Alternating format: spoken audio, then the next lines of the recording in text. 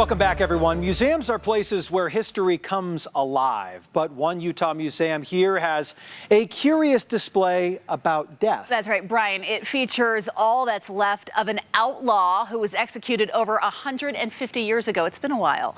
Fox 13's Todd Tanner explains in this edition of Uniquely Utah.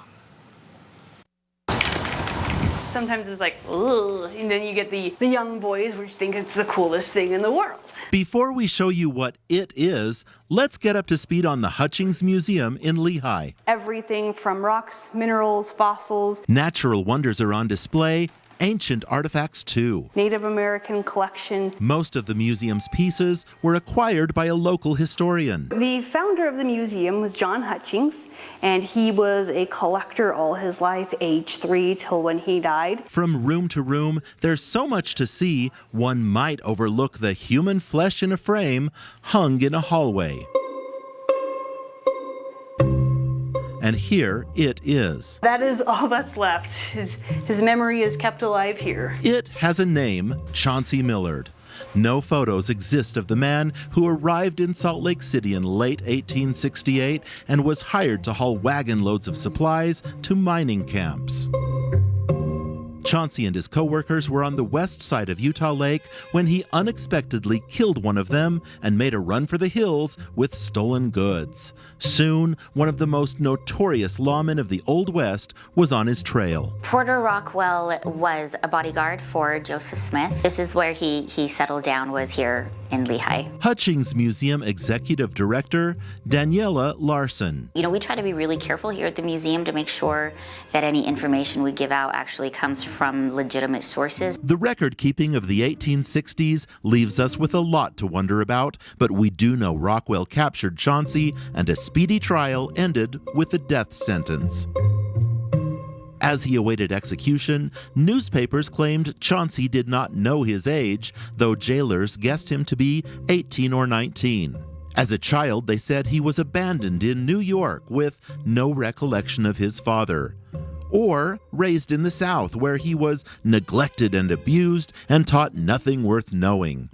Or maybe he was a drifter with ties to Michigan who murdered Confederate or Union soldiers before coming to Utah. Deseret News said a tattoo on his right arm revealed his real name, C.E. Ottaway, but a later article spelled it Ottawa. This was like the era of dime store novels. It was great to embellish people's stories. The man Chauncey killed, Harlan Sweat, is buried here in the Lehi Cemetery. Chauncey did not get a proper burial. A local doctor offered a sweet treat to the prisoner in exchange for the rights to his remains. So his last meal was a pound of candy. And Chauncey calmly ate the sweets while sitting in the executioner's chair awaiting the final shot.